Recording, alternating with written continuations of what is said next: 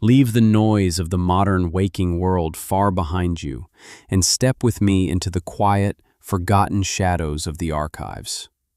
Here, the artificial lights of your era fade into the soft, dying amber of old embers, and the ceaseless rush of time slows to a heavy, infinite crawl. Listen to the gentle, rhythmic turning of ancient, brittle parchment, a sound like dry leaves caught in a midnight breeze, as we uncover the carefully constructed, sanitized lies you have been told about the origin of evil. For centuries, orthodox religious institutions held an absolute, unwavering monopoly over the narrative of human history, burying the truth deep beneath the dust of ages. They painted a picture of a serene garden and a piece of fruit plucked by a naive woman, offering this as the fragile foundation of the original sin. But the truth, resting here in the cold, silent dark, is far older and far more profoundly melancholic.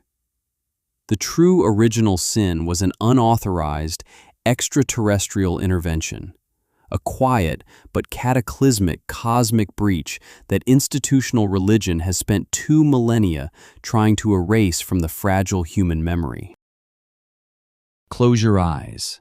Let your breathing match the slow, tidal pull of the forgotten centuries, and ask yourself what it would mean if the ancient gods were real, and if their towering offspring never truly left our weary world. Let your mind drift back to an era long before the stars were named, to a pristine world resting in heavy, undisturbed slumber. Picture an ancient Earth completely untouched by the metallic corruption and the relentless noise of modern industry, a vast and silent landscape where early humans walked in quiet reverence. The air was thick with the scent of crushed pine and undisturbed earth, heavy with the moisture of untouched rivers that wound through dark, endless forests like veins of liquid silver. Above this tranquil, virgin world loomed the imposing, quiet majesty of Mount Hermon, a colossal, snow-capped peak that pierced the heavens and cast a long, cooling shadow over the valleys below. The stone of this mountain was ancient, holding the deep, echoing silence of the earth within its freezing crags and mist-shrouded crevices. The moonlight bathed its white summit in a pale, ethereal glow, creating a hypnotic, Gothic monument that stood as a silent witness to the dawn of humankind. There was no terror here, only the deep, rhythmic breathing of a world at peace.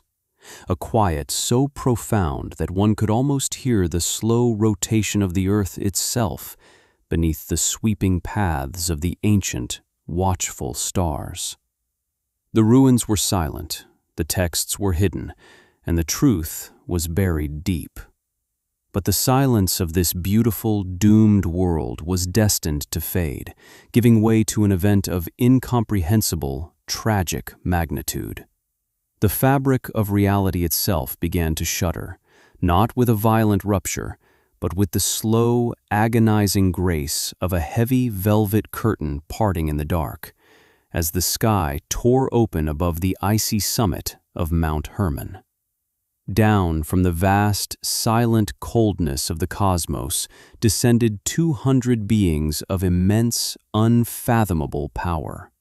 They were not demons crawling blindly from a subterranean abyss, but rather the radiant, sorrowful B'nai Elohim, the shimmering sons of God, the eternal watchers of the celestial realms. Their arrival was a majestic, devastating fading of the old order, a quiet descent of entities cloaked in an eerie, starlight brilliance that washed the snows of Hermon in a cold, unnatural dawn.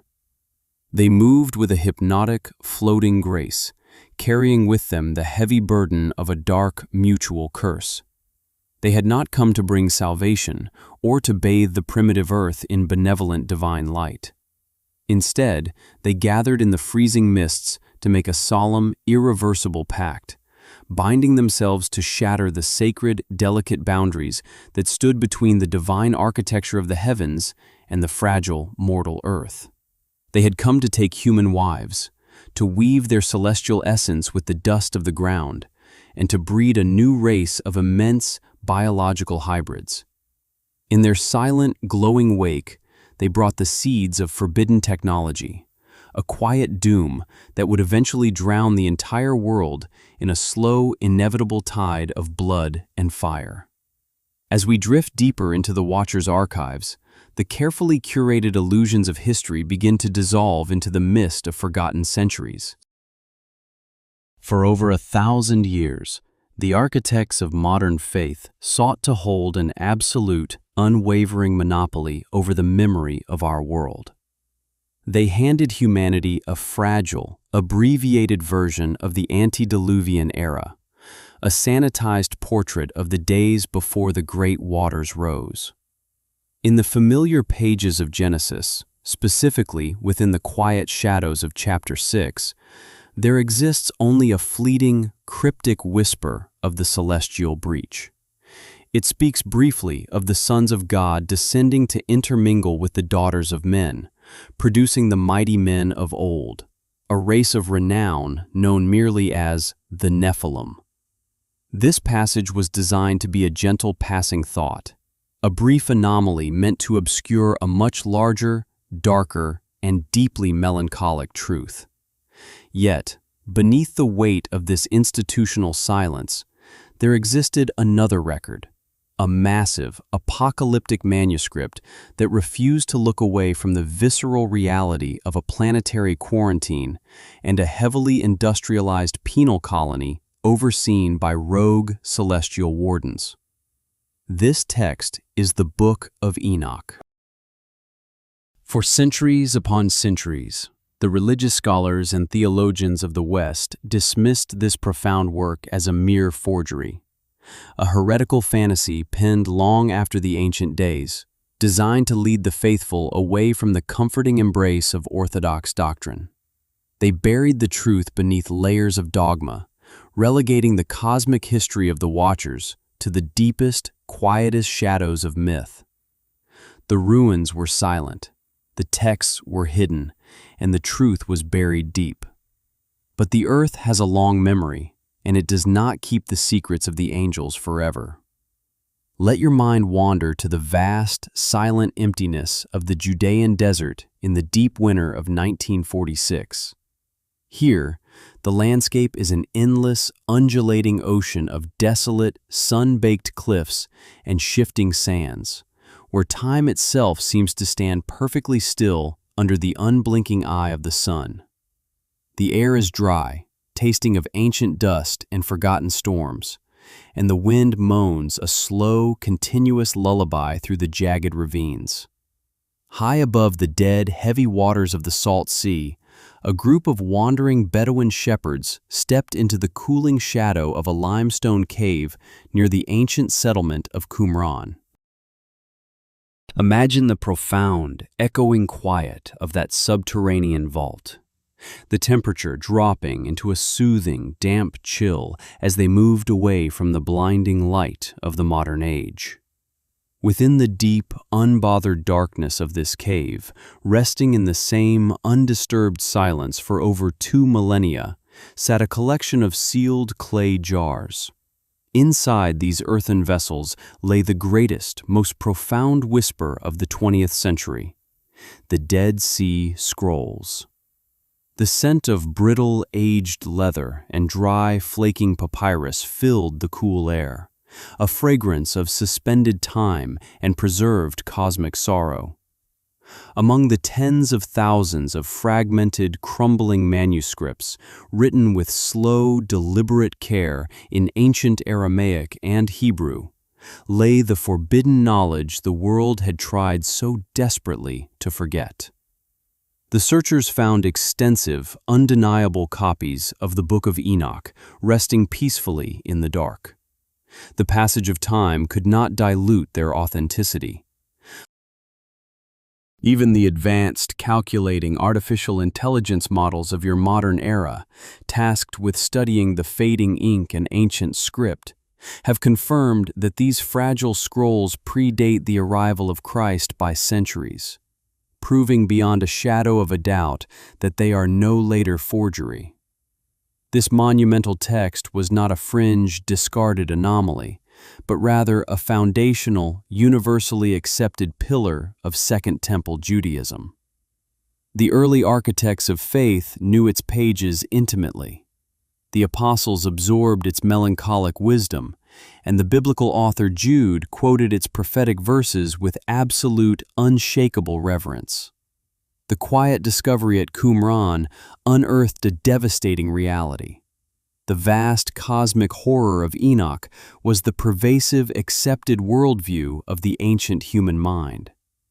It was a beautiful, terrifying understanding of the universe that the later empires of religion desperately, quietly worked to erase from our collective dreams.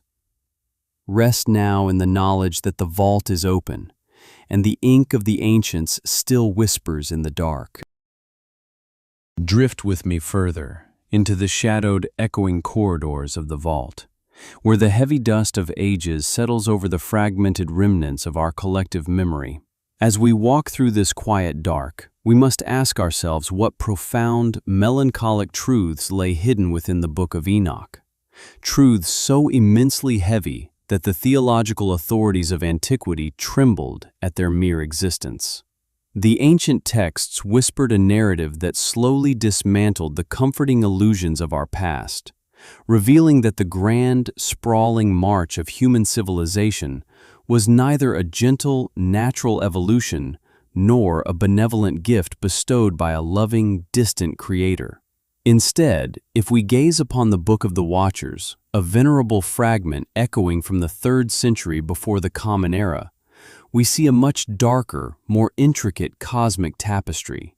Our grand societal leaps, the very foundations of our technological mastery, were born from the illicit, forbidden knowledge carried down by renegade entities from the stars. When those 200 celestial watchers drifted down through the cold, thinning layers of the atmosphere, they carried more than just their luminous, imposing physical forms. They bore the heavy, fiercely guarded secrets of the cosmos, ancient blueprints weaponized to reshape the quiet earth into a realm of earthly domination. The ruins were silent, the texts were hidden, and the truth was buried deep. Imagine the quiet, pastoral existence of early humanity, a time when the world was shaped only by wood, bone, and the slow, eternal turning of the seasons. Into this fragile piece came the raw, mesmerizing weight of advanced cosmic sciences, a profound shift that forever altered the trajectory of the Earth. The ancient records speak of specific, towering angels who took it upon themselves to weave different threads of grand corruption into the mortal fabric. Consider the imposing, shadowed figure of the Watcher, known as Asael, whose name echoes through the deep caverns of time as Azazel, standing before the glowing embers of the very first earthly forge. Picture the dim, flickering orange light of the subterranean grottos where he gathered the fragile men of earth, the air growing thick with the choking, acrid scent of melting ore and burning charcoal. This was a profound, irreversible departure from the sweet fragrance of the untouched ancient forests. Azazel taught the fragile mortals the deep, planetary secret of metallurgy. He guided their trembling hands to tear open the sleeping flesh of the earth, to extract the silent metals from their stone beds, and to coax them into rivers of liquid fire. Under his watchful, eternal gaze, he showed them how to fold the cooling iron, how to draw out the lethal, gleaming edges of swords and daggers, and how to hammer the heavy, protective curves of shields and breastplates. The slow, quiet skirmishes of nomadic tribes faded away like mist, replaced by the heavy, rhythmic march of industrialized, mechanized legions. The pristine soil drank deeply of a new, metallic sorrow, bathed in the inevitable crimson of mass conflict. This was the beautiful doom orchestrated by Azazel, a technological intervention that facilitated an era of grand, sweeping, and unprecedented finality.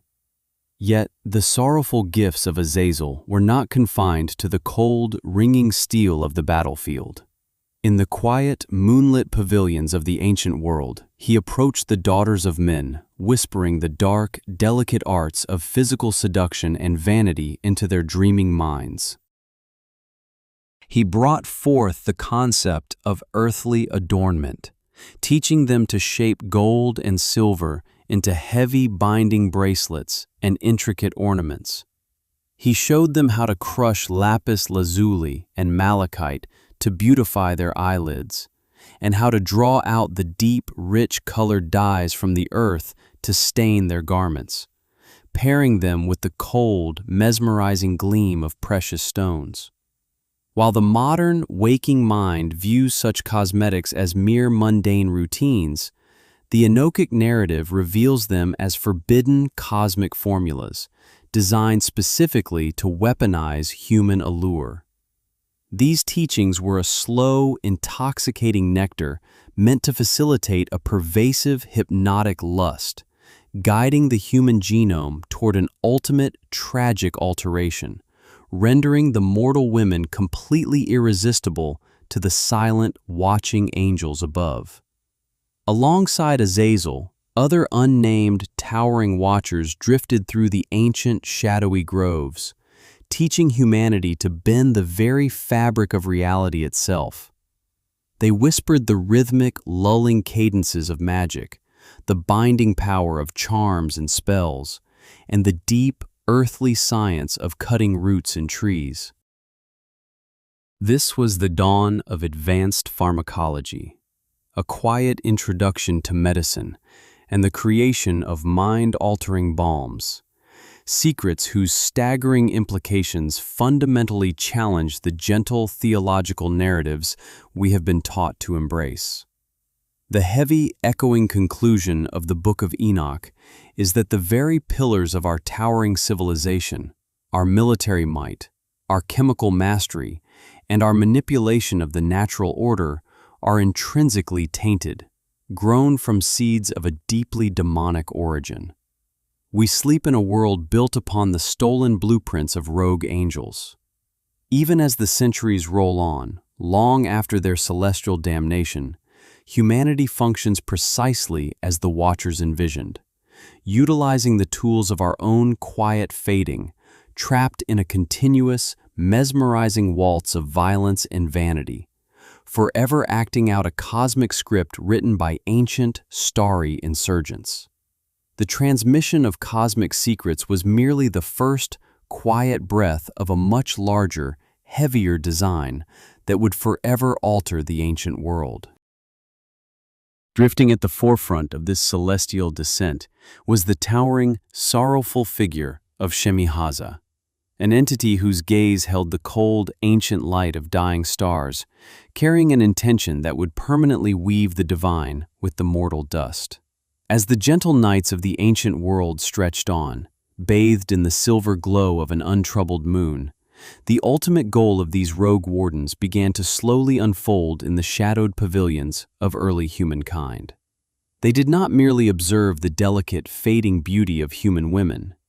They reached across the impossible void to pull that fragile warmth into their own eternal, freezing embrace, seeking a direct, profound biological breach of the earthly domain.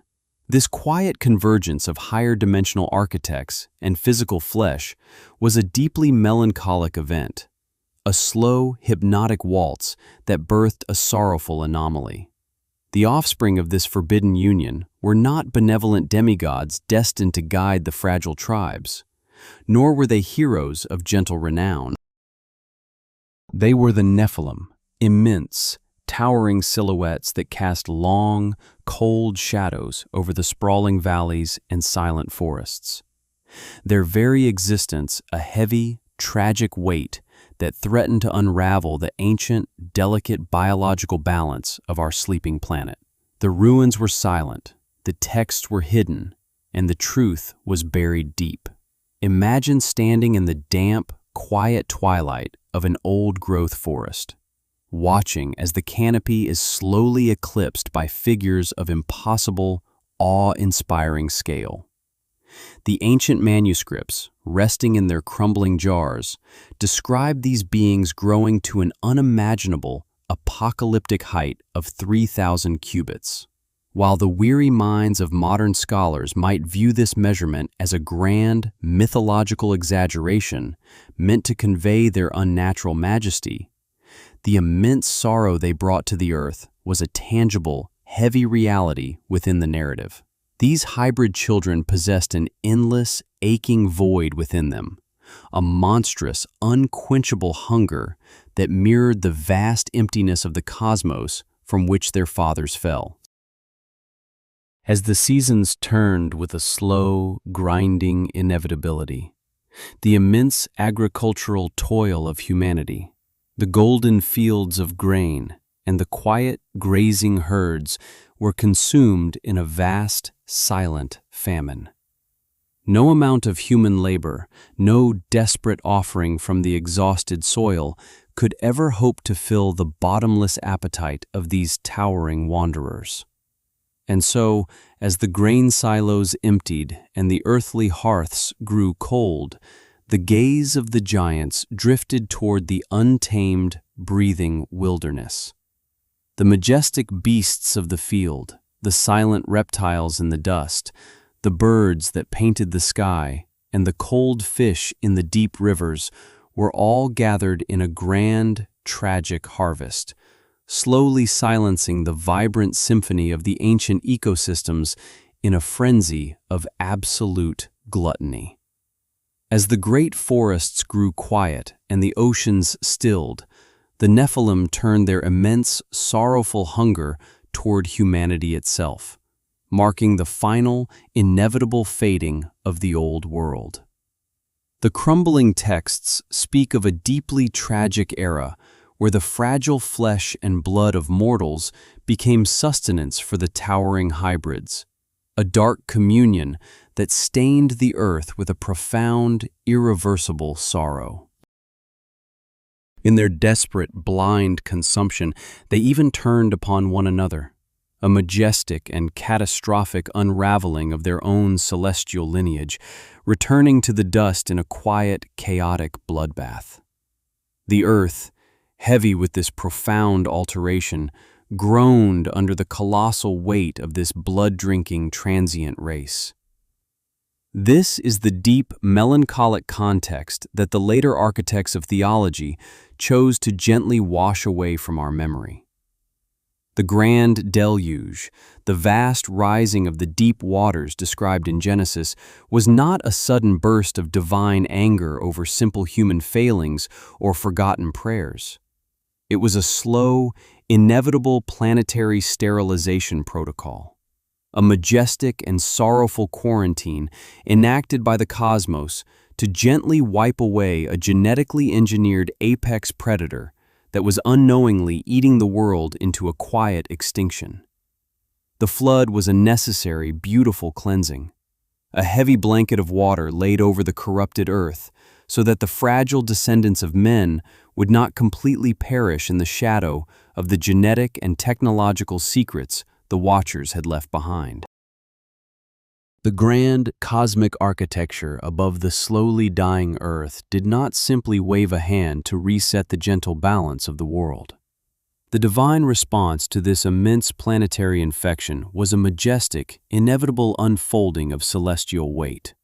The Most High, dwelling in the unfathomable depths of the ancient light, summoned the towering, silent guardians of the cosmos, the archangels Michael, Gabriel, Raphael, and Uriel.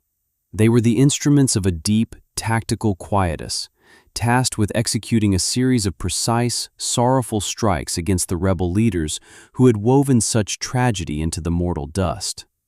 Picture these magnificent beings, draped in the heavy, unblinking light of distant nebulas, descending without a sound through the cold stratospheres. Their arrival was the beautiful doom of the old epic, bringing the crushing weight of cosmic law to the desolate, sprawling sands of the ancient earth. Among them, the Archangel Raphael was burdened with a mandate of profound, crushing melancholy, to seek out Azazel, the architect of war and iron, and to gently but irrevocably remove him from the tapestry of the waking world. Let your mind drift to the desolate, sun-scorched expanse known in the forgotten tongues as the Desert of Dudail. Spend time here in this vast, empty ocean of crushed stone and shifting, whispering dunes, where the air is eternally thick with the dry, choking dust of forgotten ages. The sky above Dudail is not the comforting blue of a spring morning, but a heavy, bruised violet, pressing down upon a landscape completely devoid of life or mercy. The earth here holds a deep, echoing memory of absolute isolation. It was in this unforgiving emptiness that the fabric of the ground was slowly, majestically pulled apart, ripping open an immense, jagged chasm that plunged down into the absolute, suffocating blackness of the subterranean abyss. The stone did not break with a loud clamor, but rather parted with a deep, planetary groan, a heavy exhalation from the very core of the world. Into this freezing, lightless maw, the fallen watcher Azazel was gently cast, his luminous form swallowed by the eternal shadow. Raphael was commanded to gather the rough, jagged rocks of the deep earth and heap them upon the fallen architect, physically pressing him into the endless dark. The heavy, cold stones settled over him, burying him alive beneath the crushing pressure of the earth's crust. His face was carefully covered, a permanent eclipse ensuring that he would never again gaze upon the gentle light of the sun or the soft glow of the moon. He was condemned to a state of absolute, eternal sensory deprivation, entombed in the silent deep until the final distant day of judgment, when he will be drawn from his rocky slumber and given over to the consuming, eternal fire. This dark, subterranean burial was not merely a physical imprisonment, but a profound psychological weight placed upon the ancient mind. It transformed the very ground beneath the feet of humanity into a vast, maximum security vault, holding entities of unimaginable sleeping power.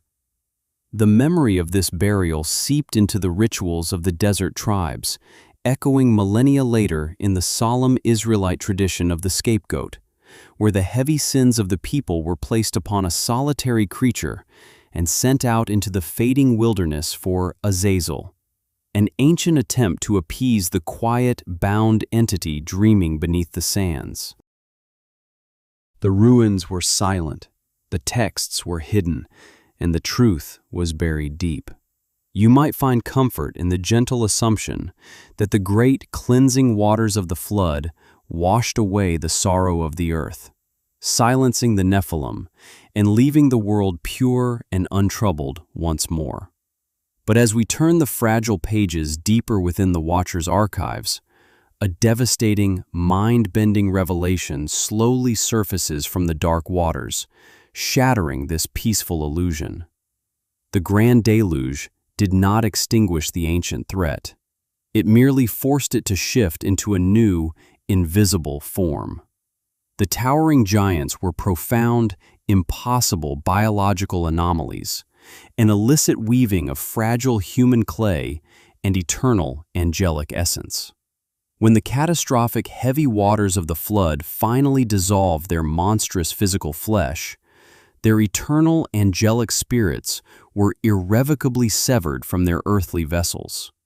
Because these wandering spirits were birthed on the physical plane through a forbidden cosmic breach, the gates of the celestial realms remained forever closed to them. Denied the warm embrace of the heavens, they were condemned to drift across the cleansed earth as invisible, disembodied echoes. According to the fading ink of the Enochic texts, these lingering, sorrowful ghosts of the dead giants are the true ancient origin of the demons that plague our nights.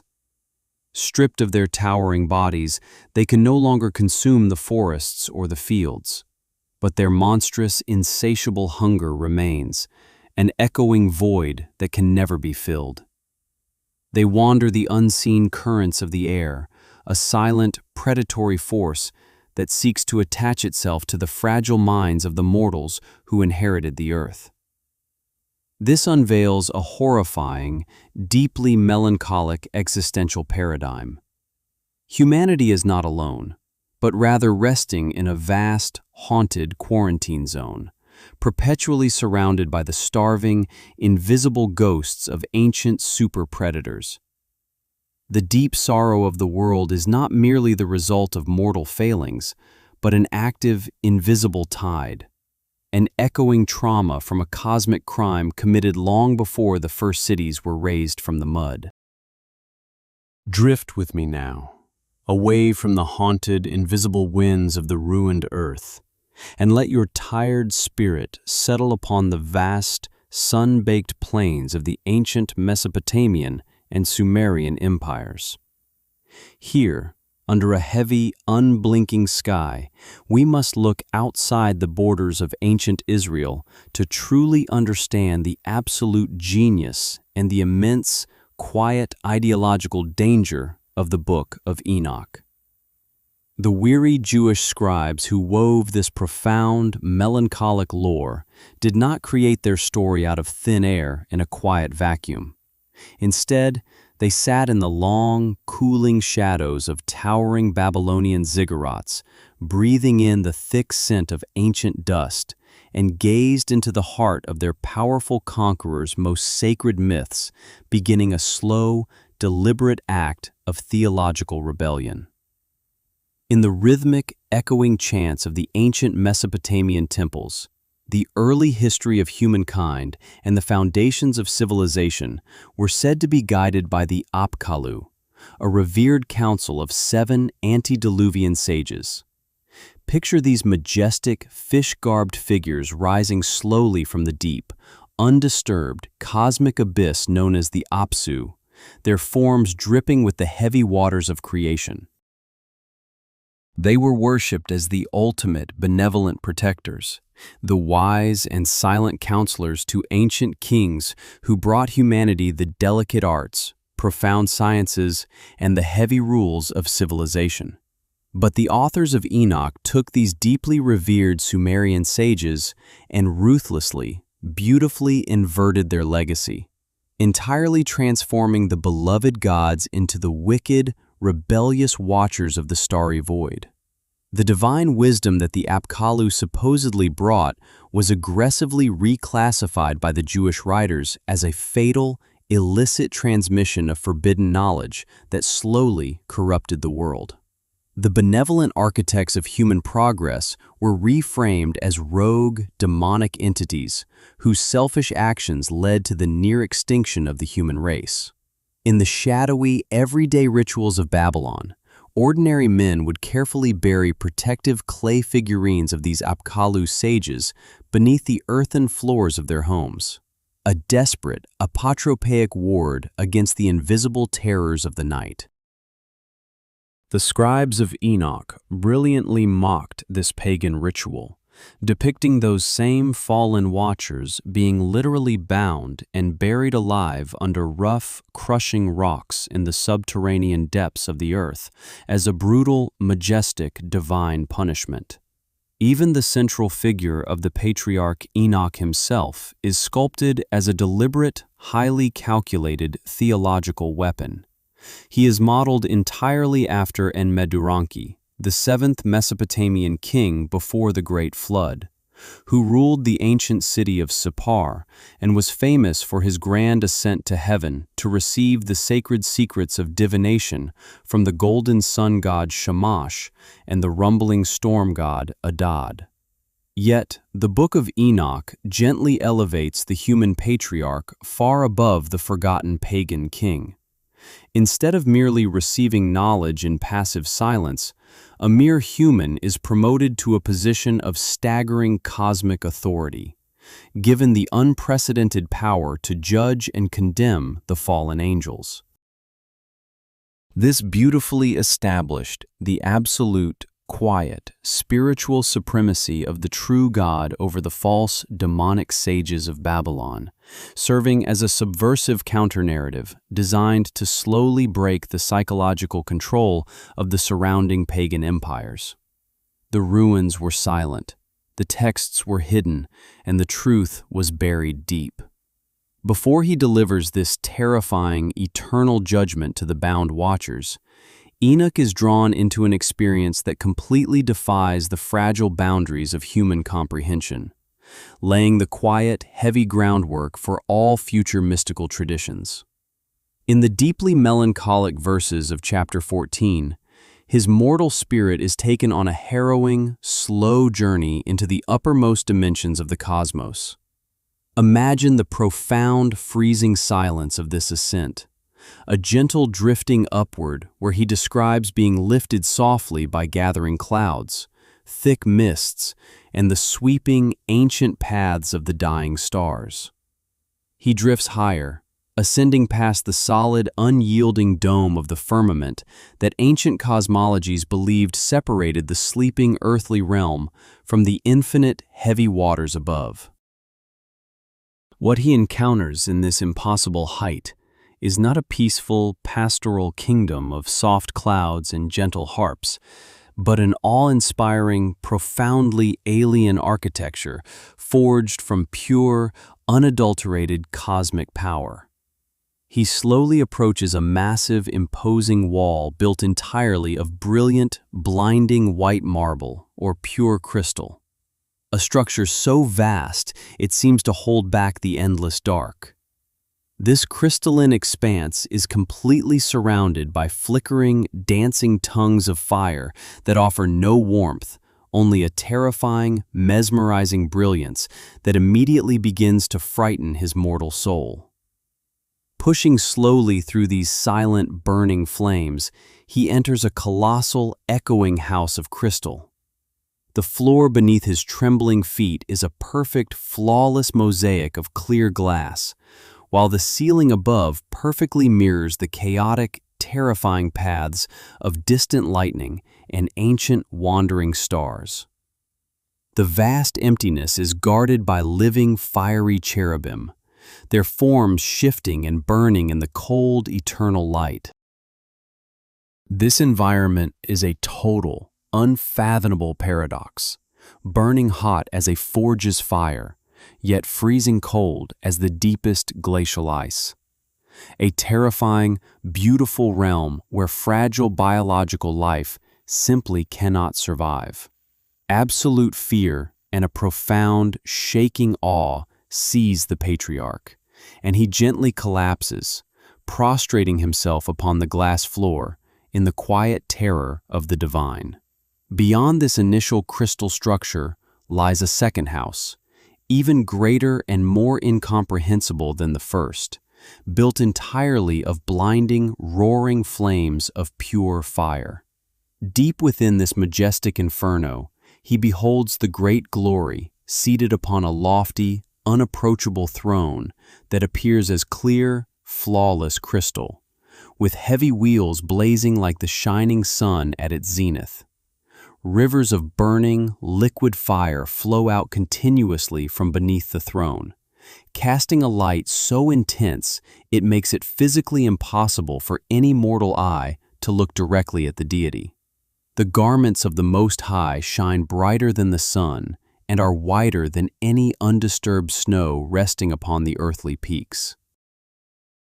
He is a being so magnificent, so terrifyingly powerful and complete, that even the highest, holiest angels cannot enter his immediate presence or look upon his ancient face.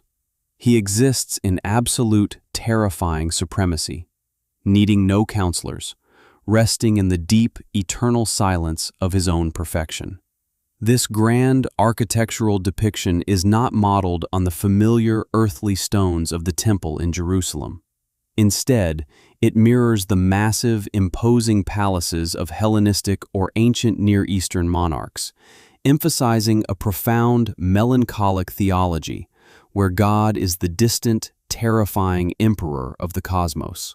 It portrays a divine architect so elevated, so entirely removed from the contaminated, blood-soaked earth, that he requires his unfallen angels to act as courtiers and intermediaries, carrying whispers from the distant throne down to report on the chaotic, tragic state of the human penal colony far below. From this terrifying, beautiful vantage point of absolute cosmic isolation, the weary patriarch Enoch is granted a vision of the master timeline of human existence, a slow, prophetic unfolding known as the Apocalypse of Weeks.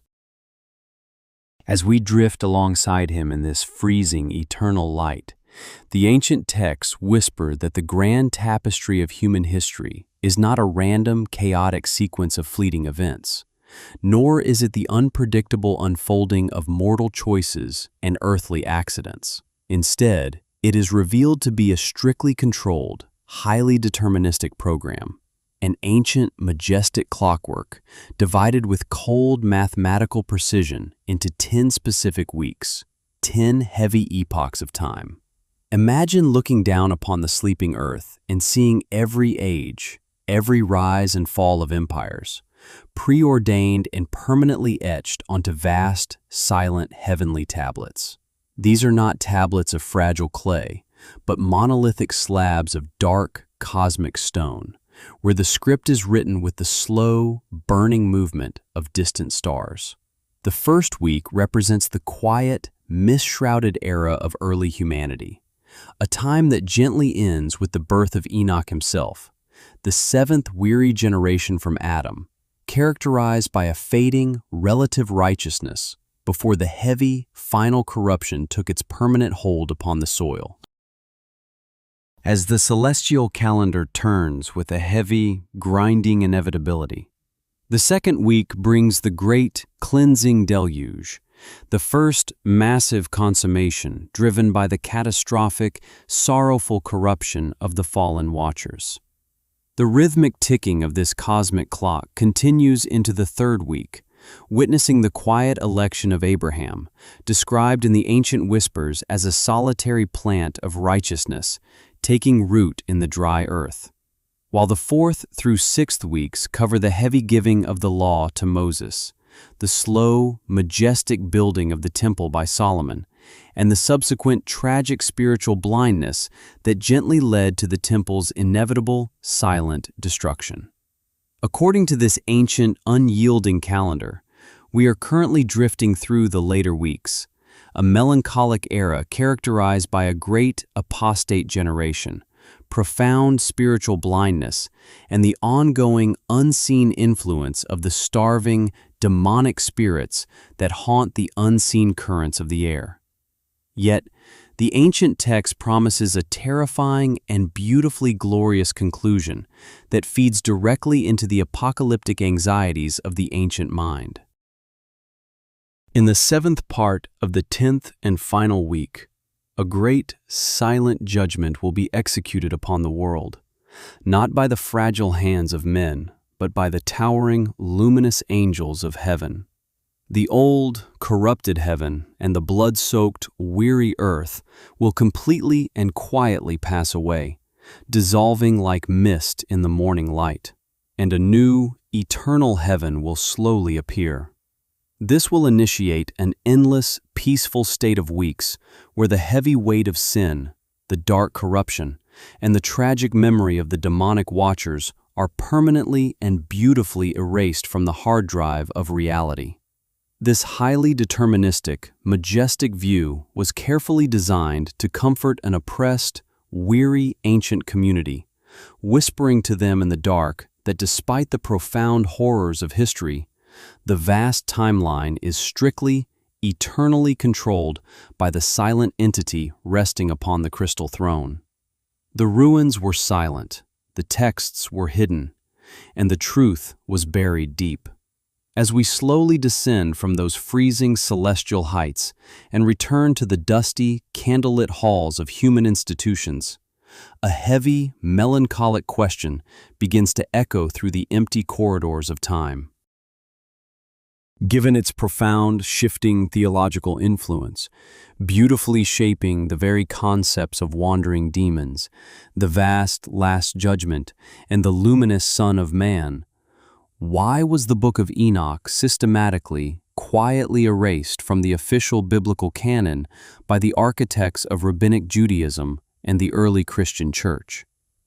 The slow, deliberate suppression of this majestic text reveals a massive, calculated theological pivot, a conscious turning away from the wild, untamable apocalyptic worldview toward a much more controllable, orthodox theology that could gently support the fragile, earthly institutions of men. Picture the quiet, shadowed rooms of antiquity, filled with the scent of burning myrrh and ancient dust, where weary scholars gathered in the centuries following the silent destruction of the Second Temple in 70 CE. Here, Rabbinic Judaism sought to fiercely, quietly consolidate its remaining texts and its fragmented theology, building walls of dogma to protect a wounded people. Within these dim, echoing halls, the Book of Enoch was deemed incredibly dangerous for several profound reasons. First, it was recognized by the scholars as pseudepigraphal, composed in the fading twilight between 300 and 100 BCE, long after the ancient era of the historical patriarch Enoch had turned to dust. This placed the haunting narrative outside the accepted, narrow window of divine inspiration, which the rabbinic authorities believed had definitively, quietly ceased with the fading voice of the prophet Malachi around 450 BCE. Furthermore, these earthly authorities found the text's intense, mesmerizing focus on angelic rebellion to be highly, deeply problematic for their fragile new order. By the 2nd century CE, influential, weary rabbis such as Simeon ben Yochai actively worked to slowly demythologize the catastrophic events of Genesis chapter 6, washing away the cosmic horror. They gently reinterpreted the terrifying sons of God not as literal, descending angels of starlight and sorrow, but merely as human aristocrats, or, alternatively, as the righteous earthly human line of Seth, who merely intermingled with the wicked human line of Cain, a comforting mundane concept known as the Seth line theory. It is whispered in the dust that Rabbi Simeon ben Yochai went so far as to pronounce a violent, heavy curse upon anyone who continued to hold the Enochic teaching in their heart, effectively, quietly bullying the majestic myth out of mainstream Jewish thought until it faded into the dark. The early, sprawling Christian church followed a similar, slow path of gentle censorship. While the early, wandering Christians, including the biblical author Jude and weary church fathers like Tertullian, held the Book of Enoch in extremely high regard, cherishing it as inspired, cosmic scripture, the theological climate shifted drastically, turning cold by the 4th century CE. As the Church slowly formalized its doctrines at heavy, echoing councils like Laodicea, the wild, cosmic horror of Enoch presented insurmountable, terrifying contradictions to their emerging, polished orthodoxy. Highly influential theologians, such as the weary St. Augustine of Hippo, simply could not accept or look upon the deep mythological sorrow of the text. Augustine argued vehemently against the ethereal corporeality of angels, finding the profound premise that beings of pure light possessed physical bodies capable of earthly sexual reproduction to be absurd, pointing to the gentle teachings of Jesus who stated that angels do not marry. Augustine maintained that the towering, terrifying giants were merely unusually large, mundane humans, even claiming in his quiet, sprawling work to have personally gazed upon their massive skeletal remains, attributing their apocalyptic size to natural biological variants rather than a dark demonic lineage. More importantly, the orthodox architects of faith were slowly centralizing the origin of the world's evil and the absolute pressing necessity of salvation entirely upon the gentle human failing of Adam and Eve, weaving the heavy doctrine of original sin. The Enochic assertion that the profound corruption of humanity was largely the tragic fault of extraterrestrial angelic interference deeply diluted this new doctrine of human culpability and quietly threatened the exclusive redemptive necessity of the wooden cross. The ancient text also presented the terrifying image of a distant, unapproachable God and leaned heavily towards a salvation achieved through the slow acquisition of secret heavenly knowledge rather than through simple grace, echoing the very Gnostic heresies the Church was brutally, quietly attempting to eradicate from the earth. Consequently, the majestic book was gently dismissed, permanently excluded from the canon, and condemned by figures like Philastrius as outright, dangerous heresy, becoming a lost, fading echo to the Western world for centuries until its slow, quiet rediscovery in the dusty highlands of Ethiopia. The ruins were silent, the texts were hidden, and the truth was buried deep. Let the cold, whispering winds of the forgotten centuries carry us away from the heavy stone halls of the orthodox empires and drift with me now to the silent, shifting sands of the Egyptian desert. Here, beneath the vast, unblinking dome of the night sky, rests the ancient landscape of Nag Hammadi, a place where time itself seems to hold its breath. Picture the deep, cooling shadows of the twilight creeping slowly across the desolate dunes, where the earth has quietly guarded its most profound, terrifying secrets for over 1,000 years. It was here, in the fading, dusty echoes of 1945, that the buried whispers of the ancient world were slowly pulled from the dark. Resting deep within sealed earthen jars, wrapped securely in the quiet decay of forgotten ages, lay the sacred scriptures of ancient Gnosticism, meticulously inscribed in the fading, rhythmic script of the ancient Coptic tongue. The heavy, suppressed themes of the Book of Enoch had not truly vanished when the terrestrial institutions tried to erase them. They had merely retreated into the deep underground, slowly mutating and evolving in the dark into a cosmic philosophy of unimaginable, melancholic weight. When the weary, wandering mystics of the Gnostic tradition read the dark accounts of the Watchers, they did not just see a simple story of renegade angels invading a pristine, earthly garden. They gazed deeply into the celestial abyss and realized a truth so profound and terrifying that it shattered the very foundation of the cosmos. They understood that these towering entities, which they solemnly called the Archons, or the dark rulers of the void, were not merely transient invaders. They were the actual malevolent architects of the heavy material universe itself. Close your eyes and envision the vast, heavy tapestry of reality, not as a beautiful divine creation, but as an intricate, heavily controlled biological prison, a mesmerizing matrix engineered by ignorant, towering wardens. Led by a blind, arrogant architect known in the hidden texts as the Demiurge, these Archons crafted the physical human body from the heavy, wet clay of the ancient earth. But they did not do this out of love or benevolent grace. They forged these mortal vessels specifically to trap fragile divine sparks of pure starlight, radiant fragments of a higher, unknowable dimension that had fallen into the dark. We are the wandering, sleeping sparks, locked within a heavy, breathing cage of flesh and bone.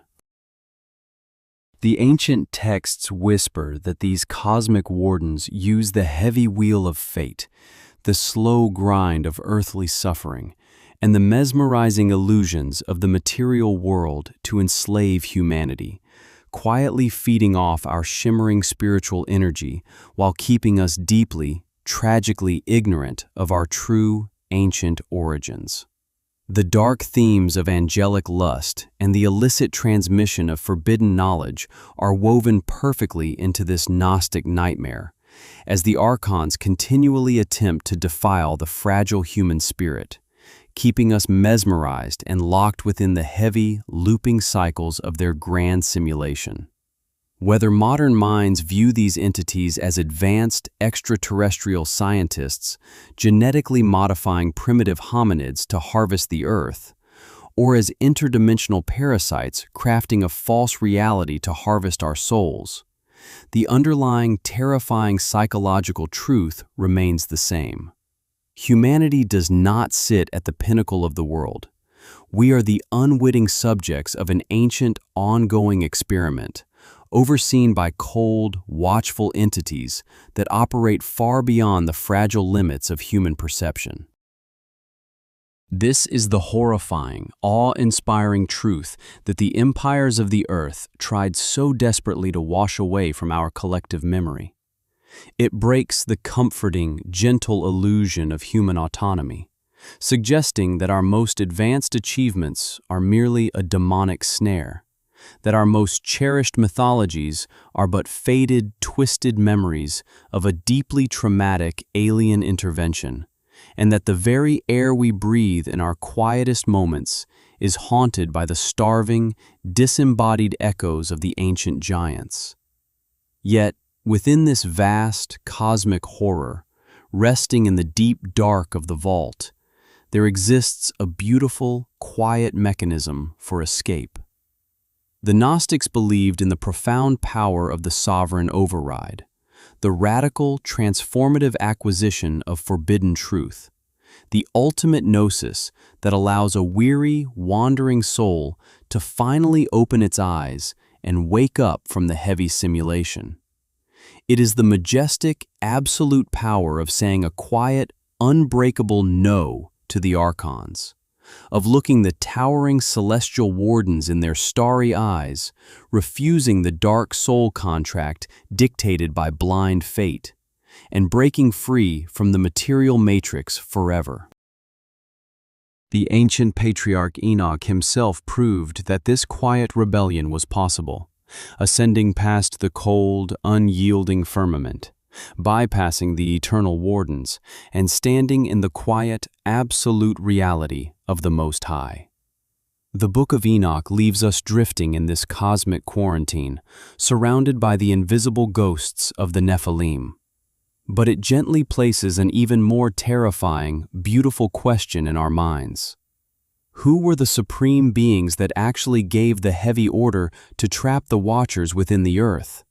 And what if the God of the ancient world was just another Archon wrapped in a disguise of light? To uncover the deepest, most dangerous secret of the Nag Hammadi texts and the terrifying truth about the demiurge, one only needs to enter the vault and break the simulation. The towering empires of the Nephilim have long since returned to the silent dust, and the ancient roaring fires of the fallen Watchers have cooled into a quiet, forgotten ash. The cosmic wars that once tore the heavens apart have faded into the soft, drifting mists of myth, leaving behind only a profound, beautiful tranquility. Time, in its vast, slow mercy, washes away all grand designs, all towering monuments of iron and vanity, reducing the deepest terrors of the ancient world to nothing more than a gentle whisper in the dark. And just as the heavy sands have settled over the ruined gates of Babylon, and the freezing snows have reclaimed the icy summit of Mount Hermon, your weary mind too can rest now. You are safe here, hidden away from the crushing weight of history and the vast, cold emptiness of the stars. The Archons may wander the unseen currents, and the ghosts of giants may haunt the fading memories of the earth, but in this quiet moment, beneath the heavy blanket of the night, they cannot reach you. What ancient marble halls will you wander in your dreams tonight? What silent, forgotten stars will guide you through the beautiful dark? Whenever the modern waking world grows too loud, and the heavy matrix of life becomes too much to bear, the heavy iron doors of the vault will always remain open, waiting for your return. Until then, close your eyes, drift away from the waking shore, and sleep well in the quiet dark.